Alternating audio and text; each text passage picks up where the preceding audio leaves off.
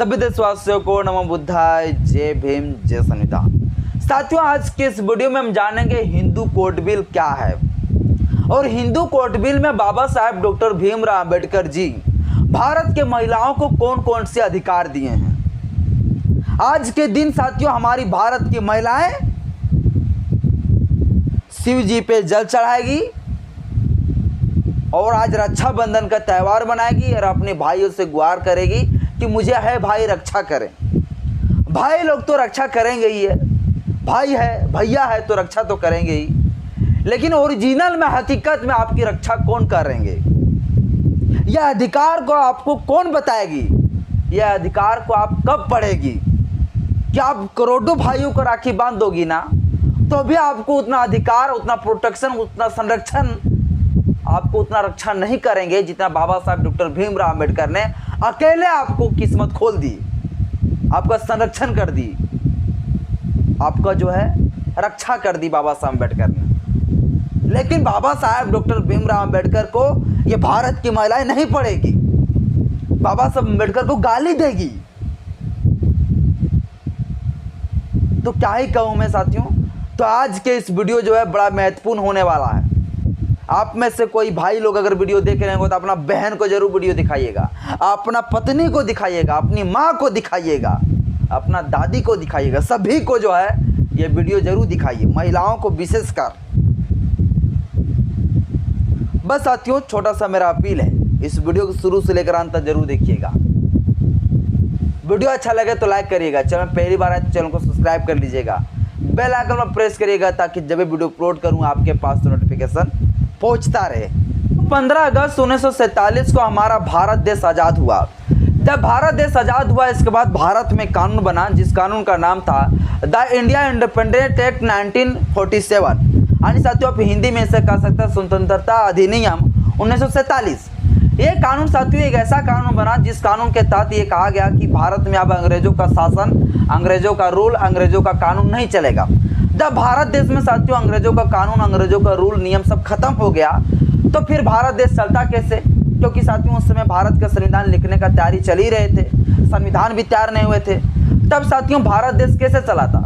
तो भारत देश को साथियों चलाने के लिए उस समय अंतरिम सरकार का एक गठन किए गए, एक मंत्रिमंडल बनाई गई और जिस मंत्रिमंडल के तहत साथियों पूरा भारत देश को चलाया गया।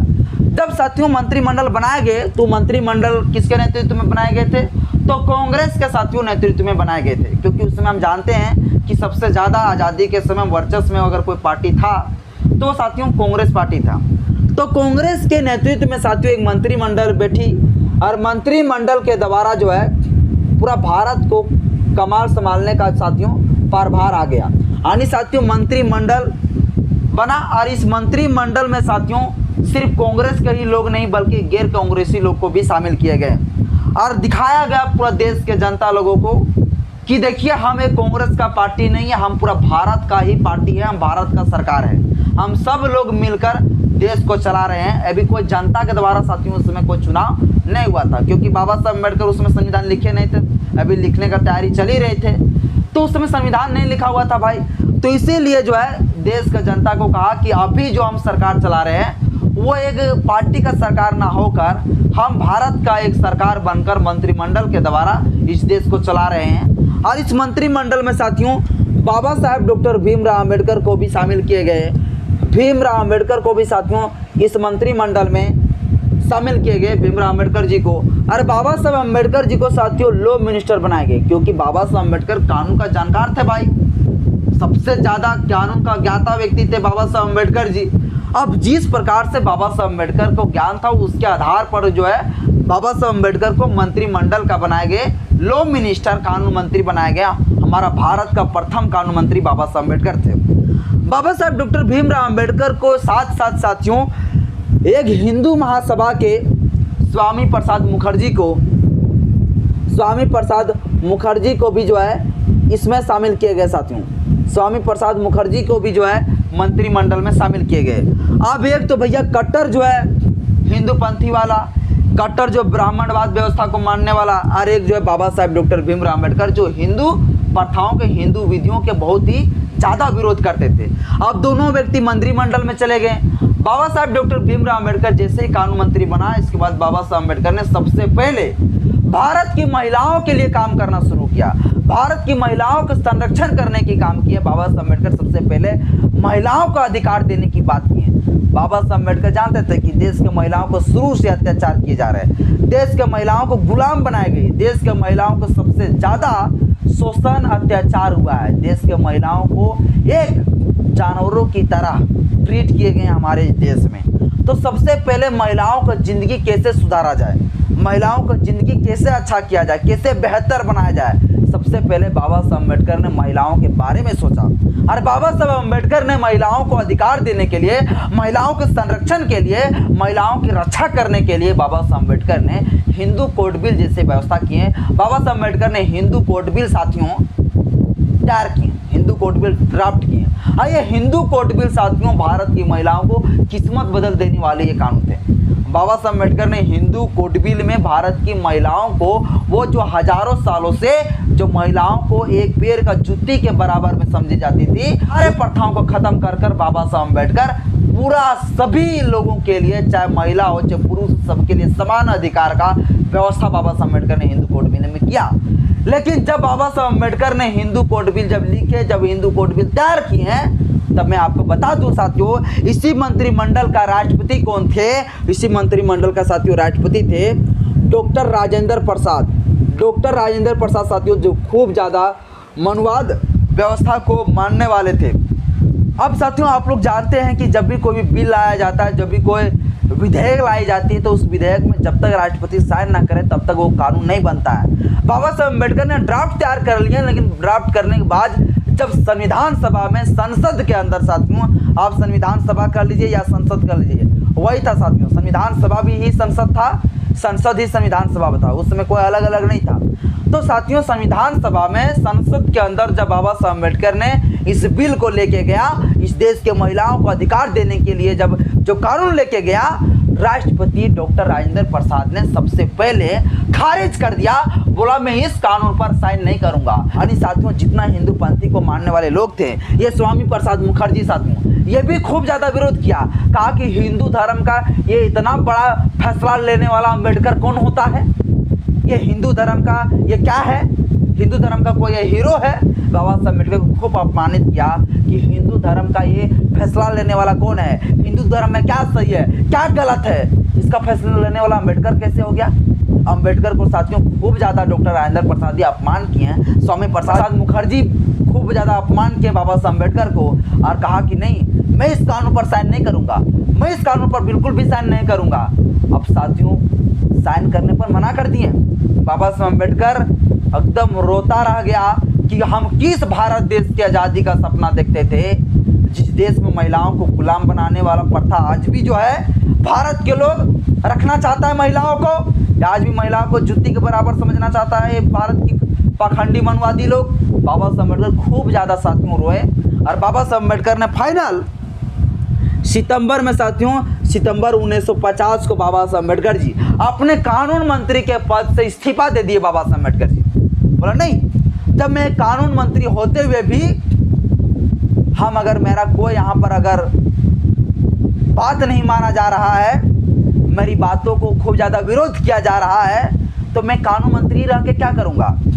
और उस समय साथियों मैं आपको बता दूं, जितने सारे ब्राह्मण व्यवस्था को मानने वाले लोग थे, वो सारे लोग बाबा साहब अम्बेडकर के नाम से नारा लगाए गए कि बाबा साहब अम्बेडकर मुर्दाबाद, डॉक्टर भीमराव अम्बेडकर मुर्दाबाद।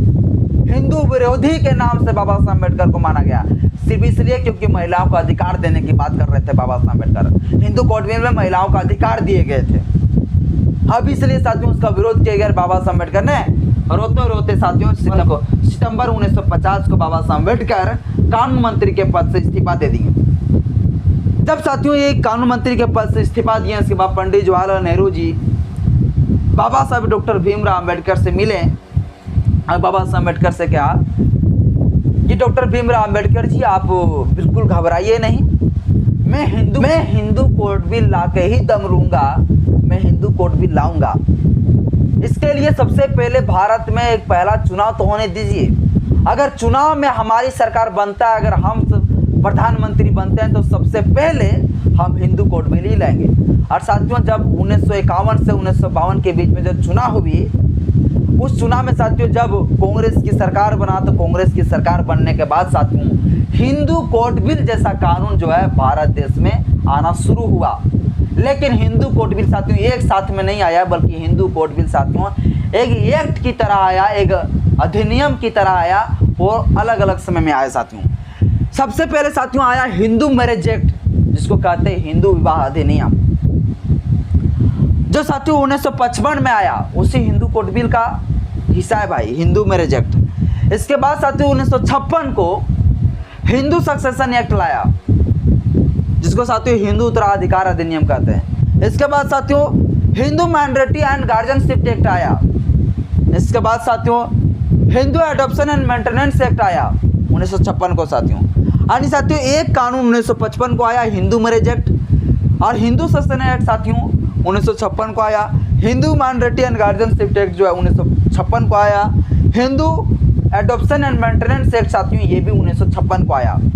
अब हम आपको बताते हैं कि हिंदू मैरिज एक्ट में, हिंदू सक्सेशन एक्ट में, Hindu minority and guardianship act में और Hindu adoption and maintenance act में भारत की महिलाओं को कैसे किस्मत बदला और भारत की महिलाओं को जो है किस प्रकार से अधिकार मिला। बस साथियों वीडियो देखते रहिए, एकदम बिल्कुल छोड़िएगा नहीं, स्किप नहीं करिएगा। सबसे पहले साथियों आया हिंदू मैरिज एक्ट, जिसको कहते हैं हिंदू विवाह अधिनियम। जब ये कानून आया साथियों तो सबसे पहले भारत देश में जो एक कुप्रथा चल रहे थे कि एक पति जो है 17 बीवी रख सकते थे, यानी एक पति जो है 4, 5, 6, 7 अनलिमिटेड शादी विवाह कर सकते थे। हमारी देश की ये प्रथा था, और भारत देश की हिंदूवादी प्रथा को मानने वाले लोगों का ये मानना था कि ये हमारा अधिकार है कि पुरुषों को जो है अनेक पत्नी रखने का अधिकार है। अब भैया जब हिंदू मैरिज एक्ट बाबा साहब अम्बेडकर के द्वारा जब बनाए गए तो बाबा साहब अम्बेडकर ने उसमें लिख दिया कि एक बीवी के अलावा दूसरा बीवी कोई भी व्यक्ति नहीं रख सकता है, तब तक दूसरा शादी नहीं कर सकता है जब तक वो पहला पत्नी को जो है तलाक ना दे दे। तो सबसे पहले साथियों बहु प्रथा को खत्म कर दिए। इसके बाद साथियों बाल विवाह प्रथा को भी बाबा साहब अम्बेडकर ने हिंदू मैरिज एक्ट के तहत खत्म किए। बाबा साहब डॉक्टर भीमराव अम्बेडकर ने कहा कि महिलाओं का उम्र 18 वर्ष और लड़कों का उम्र 21 वर्ष होना चाहिए शादी के लिए। इसके बाद साथियों कहा गया कि हिंदू के अंदर कौन कौन लोग आते हैं, क्या हिंदू धर्म के अंदर क्या आदिवासी आते हैं, तो ये सारे कुछ साथियों चर्चा किया गया है हिंदू मैरिज एक्ट में। हिंदू मैरिज एक्ट का अगर कोई शादी करता है इसके तहत तो उसका प्रूफ प्रमाण क्या होगा, उसका अनुष्ठान का साथियों चर्चा किया गया है, उसका रीति रिवाज जो है हिंदू मैरिज एक्ट में साथियों लिखा गया है। इसके बाद साथियों हिंदू मैरिज एक्ट के तहत जो रजिस्ट्रेशन शादी का जो सर्टिफिकेट साथियों ये बनाए रखने का जो है बनाने का जो एक नियम बनाए बाबा साहब अम्बेडकर ने। और सबसे बड़ी बात तो बाबा साहब अम्बेडकर ने इस हिंदू मैरिज एक्ट में ये कर दिया कि एक जो विधवा महिला साथियों हमारे देश में एक सती प्रथा था, आप लोगों को पता होगा कि एक विधवा महिला जब मर जाती थी तो उसे भी जिंदा जला दिए जाते थे। बाबा साहब डॉक्टर भीमराव अम्बेडकर ने सबसे पहले कहा कि ये हिंदू मैरिज एक्ट के तहत अगर एक विधवा महिला है तो उसे दोबारा शादी करने का अधिकार है। अब देखिए साथियों भारत देश में जो विधवा महिला है वो दोबारा शादी कर सकती है, कोई दिक्कत नहीं है। लेकिन पहले ऐसा नहीं था। पहले विधवा महिला का कैसा था भाई, विधवा महिला जब उसका पति जब मर जाते थे तो विधवा महिला को जो जिंदा जला दिए थे, बाल छील कर जला दिए जाते थे। और ये हिंदू धर्म के लिए बहुत ही छोटा बात था, हिंदू धर्म के लिए सबसे अच्छा प्रथा था। बाबा साहब अम्बेडकर ने कहा कि ऐसा नहीं होगा, अब हिंदू धर्म की जो महिलाएं हैं अब वो विधवा होगी तो दोबारा शादी करने का अधिकार होगा। तो इस प्रकार से साथियों बाबा साहब डॉक्टर भीमराव अम्बेडकर ने हिंदू मैरिज एक्ट के तहत महिलाओं का जिंदगी काफ़ी सुधारा, क्योंकि इस देश में सबसे ज़्यादा महिलाओं के साथ शोषण अत्याचार जो है किए जा रहे थे, दोबारा शादी नहीं करने दिए जा रहे थे, उसे सती प्रथा में बांध कर रखे हुए थे, उसे जो है एक पति जो है 17-18 बीवी रखते थे। वो सारे कुछ को साथियों बाबा साहब अम्बेडकर ने बंद कर दिया और कानून में ये सजा दे दिया कि यदि कोई अपना एक बीवी रहते हुए दूसरा बीवी से शादी करते भी है तो वैसे कंडीशन में उसको जेल की सज़ा होगी, उसे जेल के सलाखों में डाला जाएगा। ये साथियों बाबा साहब अम्बेडकर ने हिंदू मैरिज एक्ट में प्रावधान किए हैं। में साथियों शादी के लेकर एक कंडीशन और बनाई गई कि दूसरी बार शादी तो कर सकते हैं, लेकिन उसका कंडीशन देखा जाएगा। जब प्रथम बीवी का जो अगर बाल बच्चा नहीं हो रहा है, प्रथम बीवी अगर पूरा बीमार गिर गई है, तो वैसे कंडीशन में वो जो है शादी कर सकते हैं अपना पहला पत्नी को संरक्षण देने के लिए। ये साथियों बाबा साहब अम्बेडकर ने हिंदू मैरिज एक्ट में ये अधिकार दिए। बाबा साहब अम्बेडकर ने साथियों हिंदू सक्सेशन एक्ट जो 1956 में आया, उसमें महिलाओं को संपत्ति के अधिकार में सबसे बराबरी का अधिकार मिला। हिंदू सक्सेशन एक्ट में साथियों हिंदू उत्तराधिकार अधिनियम में बाबा साहब अम्बेडकर ने हिंदू महिलाओं को संपत्ति का अधिकार दिए। बाबा साहब अम्बेडकर ने प्रावधान करके गया कि यदि एक पिता का संपत्ति का बंटवारा होना हो, तो वैसे स्थिति पर संपत्ति का अधिकार चाहे बेटा हो चाहे बेटी हो, सबके लिए संपत्ति का अधिकार बराबर होगा। जितना बेटा का होगा संपत्ति का अधिकार, उतना ही बेटी का भी अधिकार होगा। मान लीजिए 3 एकड़ जमीन किसी व्यक्ति का है, किसी पिता का है, तो उस 3 एकड़ जमीन में भी जो है 1.5 एकड़ जमीन जो है बेटा का होगा, तो 1.5 एकड़ जो है बेटी का भी होगा। ऐसा नहीं कि 2 एकड़ बेटा का हो जाएगा, 1 एकड़ सिर्फ जो है बेटी को होगा। तो संपत्ति के अधिकार में साथियों बाबा साहब अम्बेडकर ने बराबर का अधिकार दिए। फिर हिंदू इसके बाद इसके साथ साथ साथियों ये भी बाबा साहब अम्बेडकर ने लिखा कि यदि वो महिला का शादी हो जाती है, तो शादी होने के बाद जो उसके पति के संपत्ति में महिलाओं को अधिकार होगी या नहीं होगी, इसके बारे में भी साथियों हिंदू सक्सेशन एक्ट में चर्चा की है। इसके बाद साथियों ये भी अधिकार दिए बाबा साहब अम्बेडकर ने, यदि किसी महिला का पति मर जाते हैं, तो फिर उसका पति का जो संपत्ति का अधिकार था, उसका संपत्ति का अधिकार किसको मिलेगा? बीवी को मिलेगा या उसका पुत्र को मिलेगा? तो वैसे कंडीशन में साथियों बीवी को भी वो संपत्ति का अधिकार होगा। ये बाबा साहब अम्बेडकर ने प्रावधान करके गया, जो भारत में प्रथा नहीं है साथियों। यानी अगर पति मर गए तो पत्नी को संपत्ति का अधिकार नहीं, उसका पति का भाई लोग संपत्ति बांट लेते थे जमीन जायदाद को, लेकिन नहीं, बाबा साहब अम्बेडकर ने कहा ऐसा नहीं होगा। अगर उसका पति किसी कारणवश मर गए हैं, तो वैसे कंडीशन में उस महिला को उस संपत्ति का अधिकार बनेगा, उस अधिकार होगा। बाबा साहब अम्बेडकर ने साथियों हिंदू सक्सेशन एक्ट में बराबर संपत्ति का अधिकार दिया। इसके बाद साथियों Hindu minority and guardianship act 1956, इसको समझाने से पहले साथियों मैं आपको थोड़ा माइनॉरिटी का मतलब होता क्या है ये मैं आपको समझा देना चाहता हूँ। आप माइनॉरिटी का मतलब ये मत समझिएगा कि जैन धर्म बौद्ध धर्म वाले लोगों को माइनॉरिटी यहाँ कहा जा रहा है, नहीं।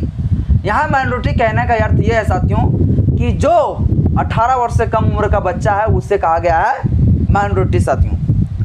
अब वो माइनॉरिटी का जो है गार्जियन कौन कहलाएंगे, और वो माइनॉरिटी का जो है अगर किसी कारणवश में किसी बच्चे का अगर माता पिता गुजर गए हैं, तो उसका संपत्ति का रख रखाव कौन करेंगे, इसके बारे में साथियों Hindu minority and guardianship act में चर्चा किया गया है।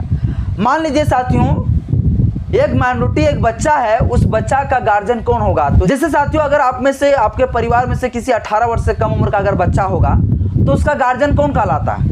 वही न कहलाता भाई, पिता या तो फिर मम्मी। जैसे एक महिला है, एक डॉटर, एक बेटी है, तो उसका गार्जियन कौन कहलाते हैं? उसका गार्जियन जब तक वो शादी ना हो जाए उससे पहले तक जो है उसका गार्जियन उसका मम्मी या फिर पापा होता है कि नहीं? हम लोगों का भी होता है। तो ये सिंपल साथियों Hindu minority and guardianship act में ये कहा गया कि माइनॉरिटी का गार्जियन कौन कहलाए। और बचपना में अगर किसी बच्चे का माता पिता गुजर गया हो, तो उसका संपत्ति का अधिकार किसको होगा? उसका संपत्ति का रख रखाव कौन करेंगे? तो जब तक साथियों वो बच्चे का उम्र 18 वर्ष से प्लस ना हो जाए, तब तक साथियों उस संपत्ति में जो है उसके चाचा जो होंगे बच्चा का, यानी जो गुजर गए हैं उसका मम्मी पापा, उसका या तो चाचा हो, चाहे उसका दादी दादा हो, या भाग होती है साथियों, चाहे रिलेशन में से कोई भी हो, वो सारे लोग जो है उसमें से कोई भी एक साथियों उसका संपत्ति में जो है रख रखाव करेंगे। लेकिन जैसे ही वो लड़का 18 वर्ष से प्लस हो जाएंगे, वो महिला वो लड़की, इसके बाद साथियों उस संपत्ति का अधिकार का मालिक वो हो जाएंगे। यह साथियों Hindu minority and guardianship act में ये कानून लिखा गया है साथियों, यह प्रावधान बाबा साहब अम्बेडकर ने कहा के गया है। इसके बाद साथियों इसमें एक चीज़ और चर्चा किया गया। मान लीजिए कोई अवैध तरीके से अगर अपना शादीशुदा होते हुए भी जो है एक कहीं अवैध संबंध रखा है, से अगर उनका बच्चा पैदा हो जाते हैं, तो उस बच्चा का मालिक कौन होगा? इसके बाद साथियों Hindu adoption and maintenance act साथियों इसमें लिखा गया है। हिंदू एडॉप्शन मतलब क्या हो गया साथियों? हिंदू एडॉप्शन मतलब गोद लेने वाला, यानी भारत देश में गोद लेने की प्रक्रिया क्या होगा, गोद किसे लेंगे, तो इसमें साथियों बाबा साहब अम्बेडकर जी प्रावधान करके गए हैं, इसमें साथियों बाबा साहब अम्बेडकर जी प्रावधान करके गए हैं कि गोद लेने की प्रक्रिया कैसे होगा। गोद लेने की प्रक्रिया साथियों बाबा साहब अम्बेडकर ने कहा है कि यदि एक माता पिता हो जिसके पास अगर एक बेटा हो तो वो लोग जो है बेटा को गोद नहीं ले सकते हैं। अगर बेटी वो लोग के पास है तो फिर बेटी का गोद वो लोग नहीं ले सकते हैं। ये साथियों बाबा साहब अम्बेडकर जी प्रावधान करके रखे हैं। ऐसा इसलिए कि बाबा साहब अम्बेडकर ताकि महिलाओं के साथ यहाँ छुआछूत ना हो। ऐसा नहीं कि बार बार लोग बेटा का ही गोद ले रहे हैं। अगर बेटा ऑलरेडी आपके पास है तो बेटा को नहीं ले सकते, आप बेटी को गोद ले सकते हैं। अगर आपके पास है तो बेटी को दोबारा गोद नहीं ले सकते, आप बेटा को गोद लेंगे। इसके बाद साथियों इसमें कहा गया कि जिस भी बच्चे को गोद ले रहे हैं उसके बीच में वो व्यक्ति जो गोद ले रहा है और बच्चा के बीच में 21 वर्ष का अंतराल होनी चाहिए, अंतर होनी चाहिए। तब जाके मान लीजिए साथियों को 30 वर्ष का व्यक्ति गोद ले रहे हैं तो उसकी जो बच्चे होंगे जिसको गोद ले रहे हैं उसको 9 या 8 वर्ष के होंगे तो चलेगा, उससे बड़े उम्र का बच्चे को गोद नहीं ले सकते हैं। तो बाबा साहब डॉक्टर भीमराव अम्बेडकर ने हिंदू एडॉप्शन एक्ट में जो है गोद लेने का अधिकार दिए और उस गोद लेने वाले जो बच्चा है उस बच्चे को क्या क्या अधिकार होगा, संपत्ति के अधिकार, उसके हर कुछ में अधिकार। जो गोद लिए हैं उसका मालिक कौन कहलाएंगे, गोद लेने वाले बच्चे कहलाएंगे या नहीं कहलाएंगे, वो साथियों उसके बारे में पूरा चर्चा किया गया है Hindu adoption and maintenance act में। साथियों उसका हिंदू कोड बिल जब बाबा साहब अम्बेडकर ने लिखा तो बाबा साहब अम्बेडकर ने भारत की महिलाओं की पूरी जिंदगी बदल दिया, जिंदगी सुधार दिया। मैं साथियों आज की इस वीडियो में थोड़ा मैं संक्षेप में ये सारे कुछ मैं बताया हूँ, पूरा डिटेल से नहीं बताया हूँ। मैं इसके ऊपर साथियों पूरा डिटेल से वीडियो बनाऊंगा, लेकिन वो साथियों मेरा एप्लीकेशन में ज्ञान का प्रतीक एप्लीकेशन जब आएगी उस एप्लीकेशन में साथियों मैं आपको डिटेल से जो है हिंदू कोड बिल का मैं चर्चा करूंगा, हिंदू कोड बिल में आपको पढ़ाऊंगा। स्पेशल मैं आज इसलिए बनाया क्योंकि आज रक्षाबंधन हमारी माताएं जो है मना रही, इसलिए मैंने सोचा महिलाओं को थोड़ा आज ये ज्ञान में दे देता हूँ कि ओरिजिनल अधिकार, ओरिजिनल संरक्षण आपको कौन कर रहा है। बाबा साहब अम्बेडकर का हिंदू कोड भी भाई लोग तो रक्षा करते ही भाई, लेकिन राखी बांधने की क्या जरूरत। इसका प्रथा साथियों सुनने में आता है कि कृष्ण जी एक बार हाथ कट गए थे, इसके बाद जो है द्रौपदी शायद थी वो उसका उंगली बांध दिया, हाथ बांध दिया, उसी दिन से राखी बांधने का प्रथा चलना शुरू हो गया। ये सब चीज़ों से हमारी माताएं बहनों को दूर होनी चाहिए। बाकी बात भाई आपको रिस्पेक्ट करेंगे, इज्जत करेंगे, सम्मान देंगे, ये कोई नहीं छुड़ा सकता है। ये भाई बहन का रिश्ता एक पवित्र रिश्ता है और ये रिश्ता कोई नहीं तोड़ सकता है, ठीक ना। भाई बहन का रक्षा करेंगे तो करते रहेंगे, लेकिन इसके लिए कोई ज़रूरी नहीं है टिका लगाना और उसके लिए कोई ज़रूरी नहीं है शिव जी में जल डालना, उसके लिए कोई ज़रूरी नहीं राखी बांधना। बाकी बात साथियों मेरे वीडियो से किसी को याद हो जाएगी तो माफ़ करिएगा। आज के वीडियो कैसा रहा मुझे कमेंट बॉक्स में अपना राय जरूर दीजिएगा। आपको जानकारी के लिए बता दूं मेरा एप्लीकेशन आ रहा है ज्ञान का प्रतीक एप्लीकेशन, ज्ञान का प्रतीक एप्लीकेशन। इस ज्ञान का प्रतीक एप्लीकेशन में साथियों भारत के वो तमाम कानून का जानकारी दिए जाएंगे।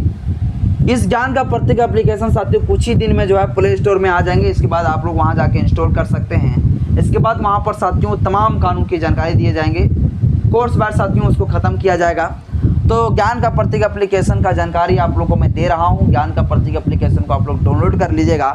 जैसे ही ऐप आ जाता, एप्लीकेशन आ जाता, मैं आप लोगों को जानकारी दे दूंगा भाई, और वीडियो में उसके ऊपर बना दूंगा कि आप लोग जाइए और डाउनलोड कर लीजिए। लेकिन मैं आपको बता दूं साथियों अभी एक एडमिशन का प्रक्रिया चल रहा है। ऐसे अगर एडमिशन नहीं भी कराते तो भी कोई दिक्कत नहीं है, लेकिन एडमिशन करा लेने से क्या होगा, हमको पता चल जाएगा कि आप लोग कहाँ से हैं और आपका साथियों डेटा थोड़ा मुझे पता चलेगा तो मैं आप लोगों से कंसल्ट कर पाऊँगा, बात कर पाऊँगा। इसलिए साथियों मैं आप लोगों को कहना चाहता हूँ कि एक फॉर्म है ज्ञान का प्रतीक, ज्ञान का प्रतीक साथियों एक फॉर्म है, मैं एक फॉर्म बनाया हूँ ज्ञान का प्रतीक नाम से। इस फॉर्म में साथियों आप लोग क्लिक करिएगा, मैं आपको लिंक दे दूंगा, या तो आप मुझे मेरे नंबर पर जो है व्हाट्सअप कर सकते हैं। 7 नंबर में दे देता हूँ 7488592138। इस नंबर पर साथियों आप जो है मुझे व्हाट्सअप कर सकते हैं। मैं आपको जेबीम करके मैं आपको जो है लिंक भेज दूंगा उस फॉर्म का। आप वहाँ पे क्लिक करेंगे, आपका नाम मांगेगा, आपका डेट ऑफ बर्थ, आपका पिता का नाम, आप कौन सा जिले से हैं। इसके बाद साथियों एक फाइनल में एक बाबा साहब अम्बेडकर से संबंधित ही कुछ क्वेश्चन रहेंगे, उस क्वेश्चन को आप भरेंगे, इसके बाद सबमिट कर देंगे, वो आपका साथियों एडमिशन होगा।